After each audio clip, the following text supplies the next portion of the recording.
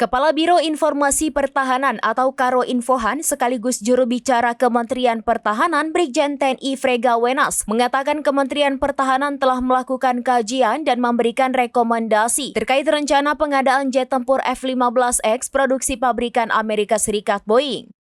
Ia menjelaskan proses pengadaan alutsista dalam konteks manajemen pertahanan perlu diperhitungkan secara cermat. Pengadaan tersebut, ujarnya, juga harus selaras dengan kekuatan keuangan yang dimiliki oleh negara.